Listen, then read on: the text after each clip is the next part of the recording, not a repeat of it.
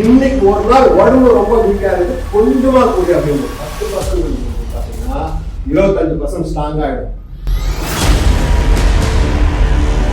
முடியினால பல வருஷத்தை எழுதுறேன், வாழ்க்கை எழுதுறேன், குடும்பத்தை எழுதுறேன், உறவு முறை எழுதுறேன், மனமுறையில போயிடுது, இதெல்லாம் பற்றி என்னால் குடிக்க முடியாது, தொட முடியாது அப்படின்னு எப்போ எனக்கு உதவி தேவைன்னு சொல்லி நீங்கள் முழுமையாக சரணாங்களோ அந்த செகண்டே உங்களுக்கு விடுதலை. இப்ப இந்த சக்தி அற்றவர்கள் அப்படின்றது பாத்தீங்கன்னா சில டைம்ல நீங்க எப்போ ஒரு நாள் நீங்க நிறைய முயற்சி பண்ணியிருப்பீங்க, கோயில் குளம், இந்த தாயத்து, இந்த மாதிரி மாயம் மன்றம் தந்திரம் எதுதான் நீங்க முயற்சி பண்ணியிருப்பீங்க. சில நேரத்தில் பார்த்தீங்கன்னா சாமி மேலே சத்தியம், கடவுள் மேலே சத்தியம், குழந்தை மேலே சத்தியம் பண்ணியிருக்கிறீங்களா இல்லையா? பண்ணியிருக்கீங்களா இல்லையா? இந்த தீபாவளிக்கு விட்டுருந்தோம், நியூ இயர்க்கு விட்டுருந்தோம், பொங்கலுக்கு விட்டுருந்தோம், நினைச்சிருக்கிறீங்களா? இப்ப நீங்க சும்மா அப்படி நினைச்சீங்களா, மனசார நினைச்சீங்களா? நீங்க அதுதான் மனசார நினைச்சிருப்பீங்க. மனசார ஐயோ போதும்பா சாமி, இது நாளைல இருந்து தொடக்கூடாதுப்பா, தீபாவளில இருந்து விட்டுருந்தப்பா, பொங்கல்ல இருந்து தொடக்கூடாதுப்பா, கிறிஸ்துமஸ்ல இருந்து அது பக்கமே தலை வச்சு படக்கூடாதுன்னு மனசார நினைச்சிருப்பீங்க. ஆனாலும் ஒரு காரணம் போயிடும்.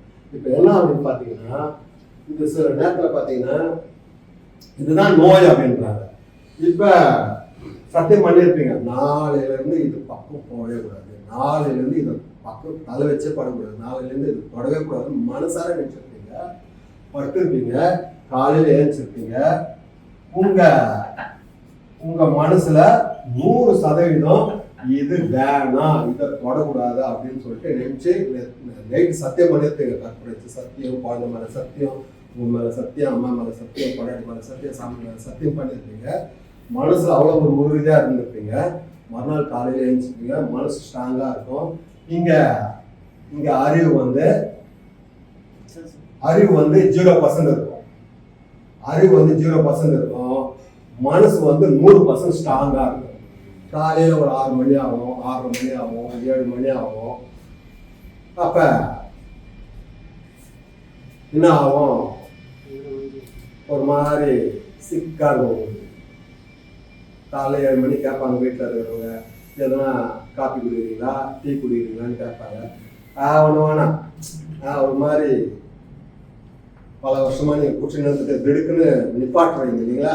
அப்போ வந்து உங்களுக்குள்ள வந்து பார்த்தீங்கன்னா ஒரு ஒவ்வாமை இருக்கும். உடம்புல வந்து ஒரு மாதிரி ஆல்கஹால் அன்னைக்கு எடுக்கலை, காலையிலேருந்து ஒரு காலையில் 7 8 மணி ஆகுது, ஆல்கஹால் எடுக்கலை.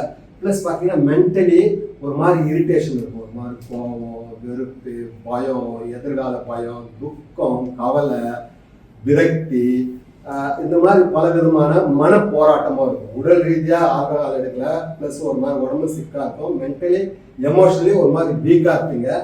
வீட்டில் இருக்கிறவங்க கேட்பாங்க, அவங்க முழுசாக நம்பியிருப்பாங்க. நேற்று தான் சத்தியம் பண்ணியிருக்காரு, கற்பூராச்சு, சாமி மேலே சத்தியம் பண்ணியிருக்காரு, குழந்தை மேலே சத்தியம் பண்ணியிருக்காரு, இனிமேல் படி குடிக்க மாட்டாருன்னு அவங்க 100% வந்து நம்பிக்கையோடு இருப்பாங்க. காலையில் 7 ஆகும், 7:30 ஆகும், 8 ஆகும். என்னங்க எதனா டிஃபன் சாப்பிட்றீங்களா? இரு சாப்பிட்றாரு, ஒரு நேரம் ஆகிட்டாரு அப்படின்னு சொல்லிட்டு ஒரு மாதிரி சிக்கா ஒரு மாதிரி போராட்டமாகவே இருக்கும். லைட்டாக என்ன ஆகும்?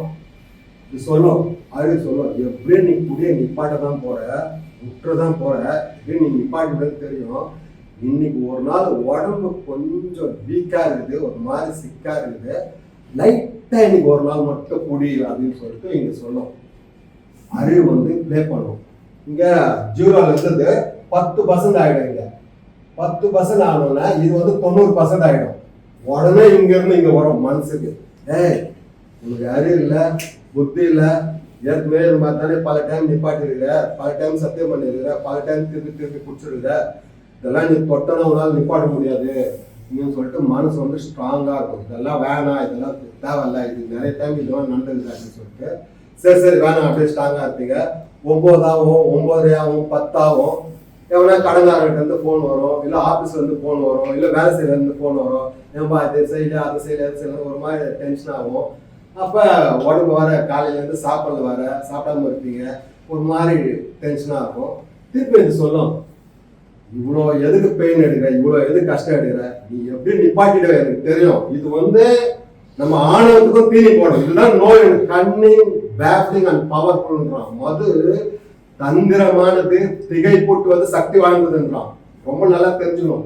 இது சொல்லுவேன், இது எப்படி நீ நிப்பாட்டிடுவ, அதெல்லாம் உன்னால முடியும். இன்னைக்கு ஒரு நாள் உடம்பு ரொம்ப வீக்கா இருக்கு, கொஞ்சமா குடி அப்படின்னு 10% பாத்தீங்கன்னா 25% ஸ்ட்ராங் ஆயிடும். அதனாலதான் சொல்லுவாங்க, உனக்குலாம் அறிவு இல்லை, புத்தி இல்லை, அறிவு கட்டதமா செய்யறியாடுவாங்க. 25% ஸ்ட்ராங் ஆயிடும், மனசு ஒரு 75% கம்மியாயிடும். அப்ப 10, 10:30, 11 காலையில இருந்து சாப்பிடல, ஹேங் ஓவர் ஆகும், ஒரு மாதிரி டென்ஷன் ஆகும், ஒரு மாதிரி இதாகும், பசி எடுக்கும், ஒரு மாதிரி 12 காலையில இருந்து நாங்க எதுவுமே சாப்பிடல, எதுனா சாப்பிட்றீங்களா, ஏன் இப்படியே இருக்கிறீங்க, அதெல்லாம் பார்த்துக்கலாம் விடுங்க. அவங்க சப்போர்ட்டா இருப்பாங்க, அவங்க முழுசா நம்பிக்கை இருப்பாங்க. ஏன்னா நீங்க அந்த மாதிரி ஒரு சொல்லியிருப்பீங்க, நேற்று மனசார முடிவு எடுத்திருப்பீங்க இனிமேல் தொடக்கூடாதுன்னு சொல்லிட்டு. காலையில இருந்து சாப்பிடல, எதனா யாராவது சொரா எதனா பண்ணுங்களா, மீனுக்குன்னு எதனா நண்டுக்கிட்டு வரக்குங்களா, உங்களுக்கு மதியம் சாப்பிட்றீங்களா அப்படின்னு இந்த 75% ஏற்கனவே ஒரு மாதிரி ஒரு வியாபாரிங்கா இருக்கிறீங்க. மீனுக்கு யாராவது நண்டு கிண்டு வரக்கத்துன்னு டக்குன்னு அப்படியே இது 75லேருந்து இது ஒரு 50 வந்துடும். சரி, இங்க இருந்து அறிவு 50% இதாகிடும். சரி, ஒரு நாள் குடிக்கலாம், லைட்டா குடி, கொஞ்சமா குடி, எது சொல்லலாம். இன்னைக்கு ஒரு நாள் தான் உடம்பு வீக்கா இருக்குது, அதனாலதான் சொல்றேன், மென்டலி டென்ஷனா இருக்குது. அதனால இன்னைக்கு ஒரே ஒரு நாள் லைட்டா குடி, அதிகமா குடிக்காத. மனசு அவ்வளவு ஸ்ட்ராங்கா இருக்கும், அப்படியே வீக் ஆயிடும். நேரம் ஆக காலையில நைட் இருந்த அந்த டிட்டர்மினேஷன், அந்த உறுதி, காலையில தூங்கி எழுந்துச்சுன்னா அப்படியே கொஞ்சம் நேரம் ஆக அப்படியே கொஞ்சம் கொஞ்சமா வீக் ஆகி மைண்ட் அவ்வளவு அழகா பிளே பண்ணும். இன்னைக்கு ஒரு நாள் குடிச்சிருக்கோம், நாளைக்கு புதுவா இன்னும் 10 நாள் உட்காந்து பிறந்த நாள் வரப்போது, இன்னும் ஒரு 20 நாள் கல்யாண நாள் வரப்போது, அங்கிலேருந்து விட்டுருனி அப்படின்னு அந்த குடிக்கிறதுக்கு எல்லா விதமான காரணமா சொல்லுவாங்க இந்த இது. அதனால என்ன பண்ணுங்க, டக்குன்னு முடிவு எடுத்துருவீங்க. சரி, யாரா சொரா போறா கட்டிங்க, டக்குன்னு இது 50ன்றது 60-70% ஆயிடும். இது 70-80% ஆயிட்டு, இது 20-30% காணும்னா உங்க பேச்சே மாறிடும். எப்போ நீங்க முடிவு எடுத்துட்டீங்களோ, காலையில இருந்து அது ஒரு இரிட்டேஷனா பேசிக்கிட்டு இருந்தது. உடனே என்ன பண்ணுங்க, என்ன சொன்ன, மீனா, சரி மீனை வாங்கி வறுத்துரு, இது குழம்பு வச்சிரு. அவங்க இப்படி மார்க்கெட் இப்படி போயிட்டு வரதுக்குள்ள என்ன பண்ணலாம், இப்படி போய் டக்குன்னு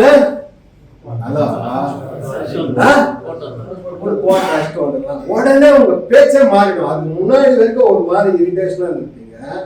எப்போ முடிவு எடுத்துட்டீங்களோ, சரி சரி நீ என்ன பண்ண, மீனை வாங்கிக்கிறேன், அது வச்சுரு, அந்த தலைலாம் போட்டு குழம்பு வச்சுரு அப்படின்னு சொல்லிட்டு கிளம்பி டக்கு டக்குன்னு அப்படியே உடனே போய் ஃப்ரெஷ்ஷாக அதெல்லாம் உடனே அந்த அதெல்லாம் மாறிடும். உடனே டக்குனு போடும். அவங்க இப்படி போன உடனே நீங்க என்ன நினைப்பீங்க, ஓரம் ஒரே ஒரு கட்டிங் அடிக்கிறோம், ஒரு பாகு ஒன்று போட்டு கம்முன்னு டிவி முன்னாடி உட்காந்து அவங்களுக்கு தெரியக்கூடாது. சத்தியம் பண்ண மாதிரி இருக்கும், தெரியக்கூடாதுன்னு நினைச்சுதான் நீங்க போவீங்க. கட்டிங் தான் வாங்கினாலும் உள்ள கை விடுவீங்க.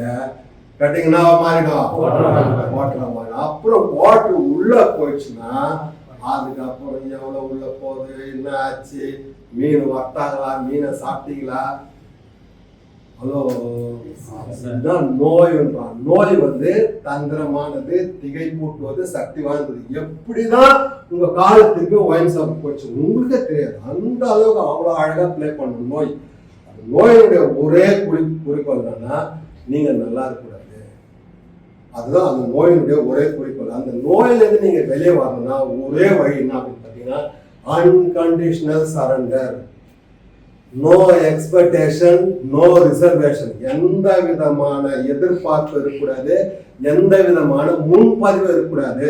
ரொம்ப ஒரு முக்கியமான, சில பேர் என்ன சொல்லுவான், எனக்கு அந்த கடன் பிரச்சனை தெரிஞ்சுன்னா நான் குடிக்காம இருப்பேன், என் ஒய்ஃப் கோச்சிங் போயிட்டாங்க, அவங்க திரும்பி வந்துட்டா நான் குடிக்காம இருப்பேன், எனக்கு இந்த கேஸ் நடந்து, இந்த கேஸ் முடிஞ்சா நான் குடிக்காம இருப்பேன். நீங்க எப்போ நீங்க கண்டிஷன் போடுறீங்களோ நீங்க ரிக்கவரி வரவே முடியாது.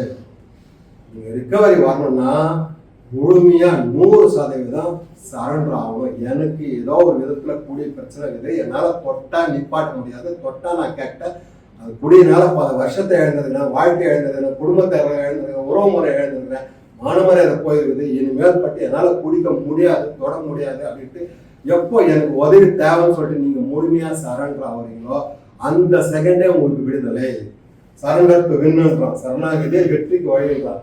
இப்ப சரண்டர் அப்படின்னும் போது பாத்தீங்கன்னா முதல்ல பாத்தீங்கன்னா அக்செப்டன்ஸ், ஏற்றுக்கணும் 100%. நான் ஒரு குடிநோயாளி, எனக்கு குடி பிரச்சனை இருக்குது, என்னால குடிக்க முடியாது, நான் தொட்டனா திரும்பி எக்ஸ்ட்ரீமா போயிடுவேன் அப்படின்னு சொல்லிட்டு முழுமையா வந்து ஏத்துக்கணும். ரொம்ப முக்கியமானது இந்த சரண்டர்ன்றது பாத்தீங்கன்னா 5 விதமான ஒரு ஆன்மீக குணம் சொல்றாங்க. Acceptance, humility, willingness, honesty, open mindedness. இந்த 5 விதமான குணம் உங்களுக்குள்ள இருந்ததுன்னா நீங்க அன்கண்டிஷனல் சரண்டர் என்ற ஒரு நிலைக்கு வரீங்க. இந்த அக்செப்டன்ஸ்ன்றது முழுமையா ஏற்றுக்கணும், உங்களுடைய தோல்வியை முழுமையா ஏற்றுக்கணும்.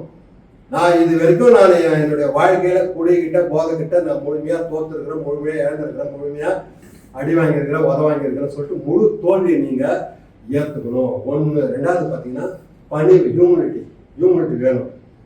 என்னால முடியாது, எனக்கு மேல ஒரு சக்தி வேணும். ஏன்னா இதுக்கு முன்னாடி நீங்க பல விதமா முயற்சி பண்ணிருக்கீங்க. முயற்சி பண்ணீங்களா இல்லையா? பண்ணீங்களா இல்லையா? ஆமா. என்னால முடியாது, ஐ கான் பட் we can.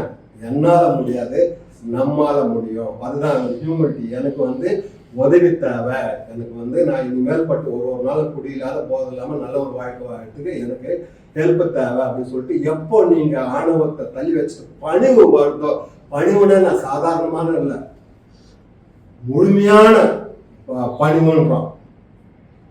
அந்த எப்போ உங்களுக்குள்ள பணிவு வருதோ ரிகவரி ஸ்டார்ட் ஆயிடுச்சுன்னு அர்த்தம். அதுக்கப்புறம் பார்த்தீங்கன்னா வில்லிங்னஸ்ன்றது என்னன்னா என்னுடைய பழைய வாழ்க்கை, என்னுடைய குடி வாழ்க்கை, என்னுடைய நரக வாழ்க்கை, என்னுடைய மோசமான வாழ்க்கையெல்லாம் நான் விட்டுட்டு ஒரு வாழ்க்கை வாழணும்னு உங்களுக்குள்ள ஒரு விருப்பம் இருக்கணும். ரொம்ப ரொம்ப முக்கியமானது. இதுதான் கீன்றான். Willingness is the கீன்றான். இது யாரும் கொடுக்க முடியாது, உங்களுக்குள்ள வரணும். இந்த வில்லிங்னஸ்ன்றது எனக்கு தேவை, நான் மாறணும், நான் திருந்தனா, நான் நல்ல வாழ்க்கை வாழணும், நான் புது மனுஷனாகணும், என் குடும்பம் நல்லா இருக்கும், என் எதிர்காலம் நல்லா இருக்கும், உங்களுக்குள்ள வந்து விருப்பம்ன்றது இருக்கணும்.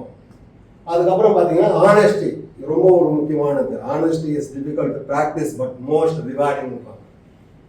ஆனஸ்டின்றது எந்த விதத்துல நீங்க ஆனஸ்டா இருக்கணும் அப்படின்னு பார்த்தீங்கன்னா, நான் ஒரு குடிநோயாளியா இல்லையா, எனக்கு குடி பிரச்சனை இருக்குதா இல்லையா, குடினால என் வாழ்க்கை குடும்பம் அழிஞ்சுதா இல்லையா, என் எதிர்காலம் அழிஞ்சுதா இல்லையா, என் பணம் போச்சா இல்லையா, என் மானமரியாதை போச்சா இல்லையா, ஆனஸ்டா உங்களுக்கு நீங்களே கேட்கணும்.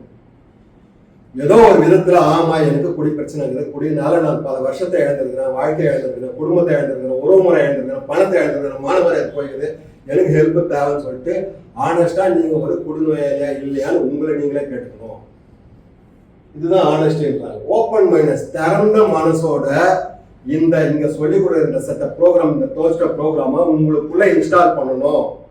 அப்படின்னா என்னன்னா குடியை பத்தி போதையை பத்தி உங்களுடைய சொந்த கருத்துக்கள் எதனா இருந்ததுன்னா அதை அப்படியே மூட்டை கட்டி வெளியில போட்டுருங்க. ஏன்னா அது யூஸ் ஆகுது, அது உதவல. நல்லா வாழ்றதுக்கு, நீங்க புது வாழ்க்கை வாழ்றதுக்கு, நீங்க குடியில இருந்து வெளியே வர்றதுக்கு இதுக்கு முன்னாடி நீங்க முயற்சி பண்ணது எதுவுமே வேலை செய்யல. அதனால திறந்த மனசோட நீங்க என்ன இந்த ப்ரோக்ராம் சொல்லி கொடுக்குறாங்கன்றத எப்போ நீங்க 100% உங்களுக்குள்ள எடுத்துன்னு போறீங்களோ உங்களுக்கு புது வாழ்க்கை தயாரா இருக்குது. இதுதான் ரொம்ப உங்களுக்கு முக்கியமானது. இந்த நீங்க வெளியில வரணும் அப்படின்னா நீங்க முழுமையா உங்களை சரண்டர் பண்ணணும். அன்கண்டிஷனல் சரண்டர் அப்படின்னா இந்த 5 விதமானது: ஏற்றுக்கொள்ளுதல், பணிவு, விருப்பம், நேர்மை, திறந்த மனம். இந்த 5 விதமான ஆன்மீக குணம் உங்களுக்குள்ள இருந்ததுன்னா நீங்க அன்கண்டிஷனல் சரண்டர்ன்றது வந்துருவீங்க.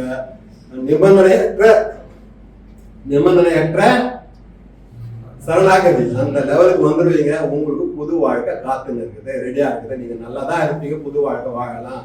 இந்த ஃபர்ஸ்ட் ஸ்டெப்ல பாத்தீங்கன்னா இப்போ நம்ம பார்த்துருக்கிறது வந்து ஒன்லி பவர்லெஸ் தான். மதுவை பொறுத்தவரை சக்தி அற்றவர்கள் மட்டும்தான் பார்த்துருக்குறோம். இதுக்கு அடுத்த செஷன்ல வந்து நம்ம அன்மேனதை பற்றி பார்க்கலாம். இது ரெண்டுமே ரொம்ப ரொம்ப முக்கியமானது. நீங்க அந்த 12 ஸ்டெப் ப்ரோக்ராம் உள்ள என்ட்ரு ஆகணும்னா முதல்ல பவர்லெஸ்ன்றது வந்து ஒன்லி உடம்பு கோசம் தான், இந்த பிசிக்கல் அலர்ஜி கோசம் தான் இது இந்த பவர்லெஸ்னஸ். மீதி 11 வழிமுறை பார்த்தீங்கன்னா உள்நிலையை சுத்தம் பண்ணது, ஆன்மீக முன்னேற்றத்துக்கோசம்.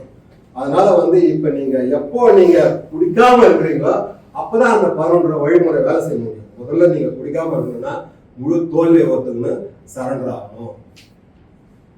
நீங்க எப்போ சரண்டர் ஆகுறீங்களோ உங்களுக்கு புது வாழ்க்கை ரெடியா இருக்குது. இல்லை எதனா டவுட் இருக்குதா? Hello, thank you.